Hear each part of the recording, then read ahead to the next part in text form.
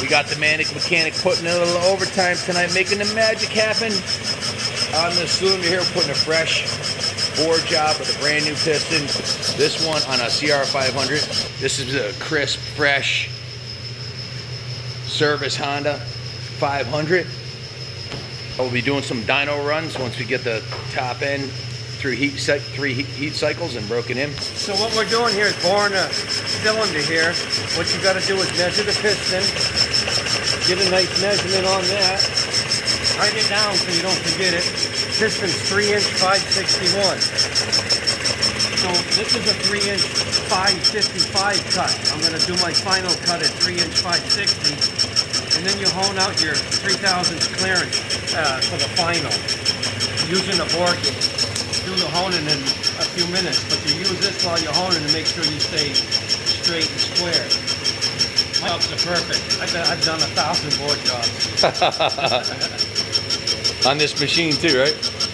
Yes, I've had this machine for 25 years. How many dyno runs do you think you've done in all your dyno years of testing? Wow, you've asked me that before. Thousands. You've owned a dyno for 17 years, and you've been dyno tuning since when? Yeah, 91. You went to school? I worked out in San Diego for Lee Shirts, the Lee's Performance, for 5 years. He had the first jet dyno they made. That's when they came out in 91. You were on the cutting edge 30 years ago. Yeah. That's awesome. Still there, literally. You guys used to build race engines out there, right? Yeah, we did all performance work, valve jobs, big bore kits, cams. We would tie it in with Megacycle. They would make us fancy cams. You're doing 5-angle valve jobs on GSXRs. Valve jobs. Lee was a professional racer. We used to go to Carlsbad and test his motors. I was the rider. He had just coming off of a broken back injury.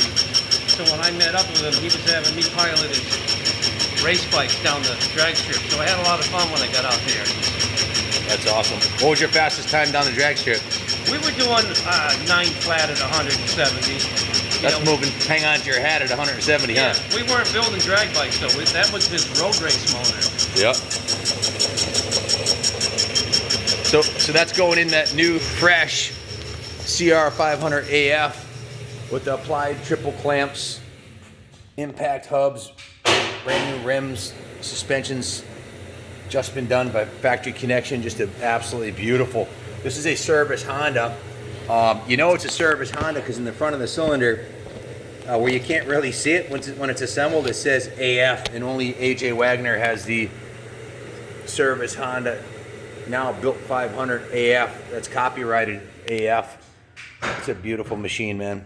This is one of the nicest ones we've had in, and the engine was previously built with the, what was it back on the engine before? 90 millimeters were born in 90.5. It was 90, now it's 90.5, which will be 508. Yeah, it'll be 20,000 over, which is, I believe it's only a 501. 501? You got it written down somewhere? Because at 490. What were your findings when you started boring this cylinder? Because we wanted this thing to be perfect. Yeah, when it got way down to the bottom, it was cutting way more on one side than the other, and that wasn't from wear. I don't think it was bored quite round to start with. Have you seen that before? You know, I heard the Honda cylinders, the last ones, the castings were worn out, and the bores weren't perfectly from the factory because the tooling had worn out. Some of the CR500 grooves, I know, told me that. So right from the factory, they wouldn't be perfectly round, which you want, otherwise the piston's not going to seal perfectly, right? Well, yeah, if you don't have a round bore, you don't have good ring seal and low power. Here's that fresh 89, 100% original stock 89 that will be coming up soon. And then we've got a 500. This one has an Eric Gore race motor on it, another 500 AF. Guy who owned this for us put a ton of money into this bike, and we're looking forward to putting this on a dyno and seeing what she puts down. We'll be doing this one tomorrow. We just wanted to make sure everything was good on it. We took the intake and carb and air box and everything off and drained the fuel. We are running VPT2, which we found to produce 2 horsepower more on the dyno. It's an oxygenated fuel. The reed valve on this one is a Boyson, and if you look at the Boyson, it is actually all metal, where the Moto Tassinari V-Force is plastic. I don't know if there's a benefit of one over the other. If one of you guys knows out there which one you think is better, we're going to be testing the Boyson and the Moto Tassinari and see what the differences are. The slide on this one is a number 6, which I've heard some guy said with the 7 slide they had trouble. Jetting. The main jet, and this is a 172, it's running an FMF fatty. This one has a decomp lever on it. This one looks like it was machined or cast. So somebody must have, I forget who made this one, but it's not an aftermarket add-on. It looks cast. This might be Larry Weeks. I'm not sure. But it's an Eric Gore cylinder, service Honda. You can see it's not genuine if it doesn't say service Honda on the frame, and it does. Actually, some of the service Hondas didn't have that. The earlier year ones, they just had the sticker on top and the AF on the front of the frame. But this is a pretty cool bike. It's got titanium pegs, powder coated black frame. This is an AFX, this one here. So this started life with lights on it. It was an Enduro model aluminum frame, but Honda made. Very cool. It's a 38mm Keihin Air Striker carb. Junior's bike is under construction. This is a motor that we had ordered last July from Service Honda.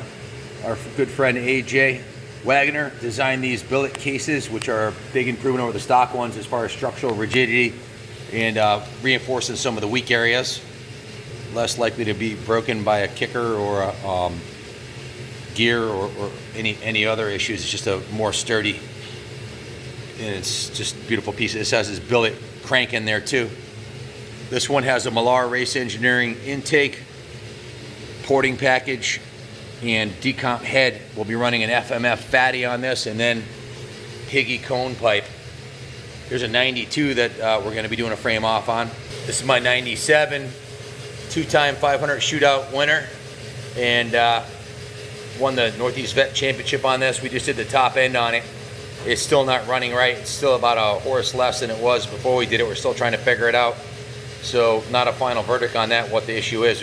We're trying to figure it out now. The jetting is spot on. We've tried 4 different jetting configurations, a couple different intakes, different head, different exhausts, running T2 VP fuel.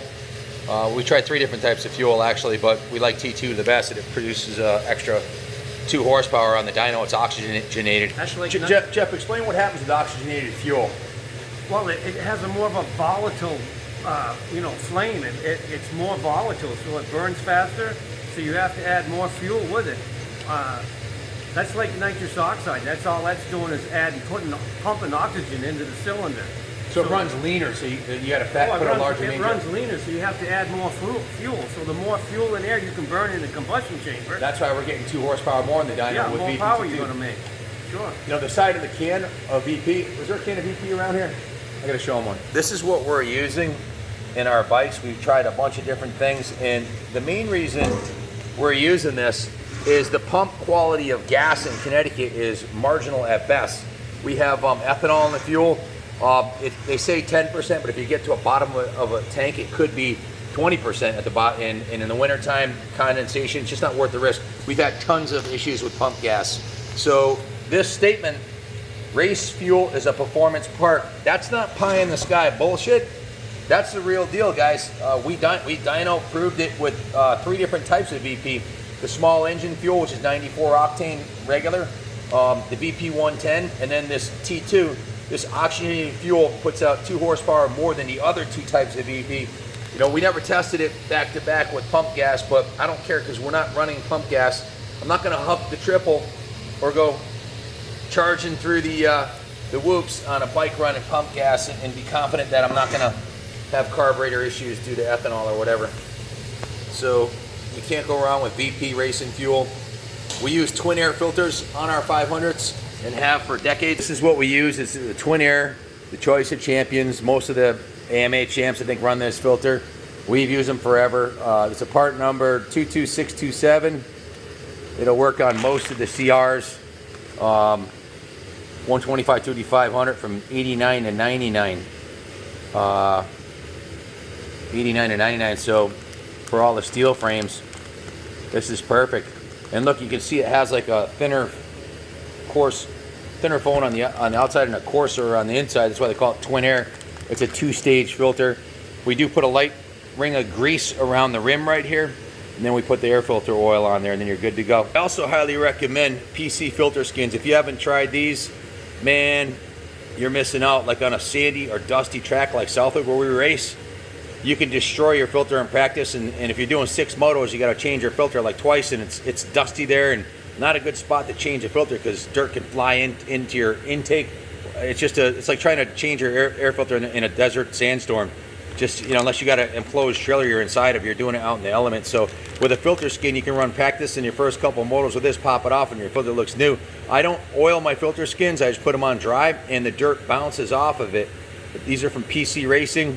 Absolutely highly recommend it. We have not done a dyno test with the twin air with the PC Racing filter skin, but we are going to do that. And I'm curious myself, if you lose any horsepower, to me it'd almost be worth, on a 50 horsepower bike, losing a half a horsepower and not having to change your filter in the middle of an event.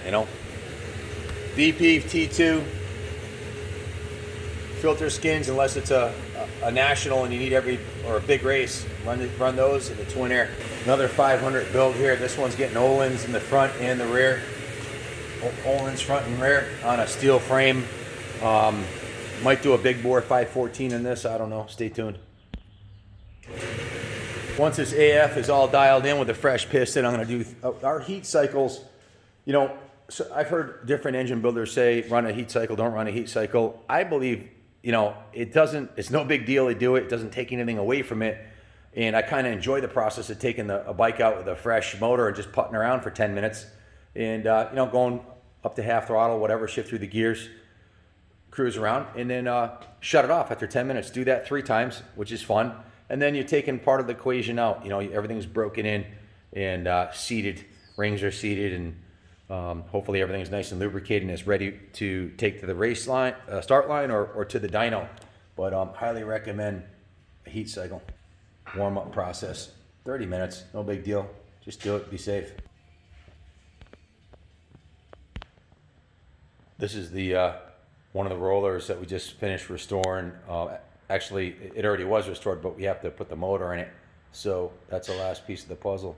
That'll be a cool ride when it's done. All totally new. We don't just do board jobs on CR500s. We just did this Vespa GTR scooter. Put a new piston on that. Jeff's got that dialed in.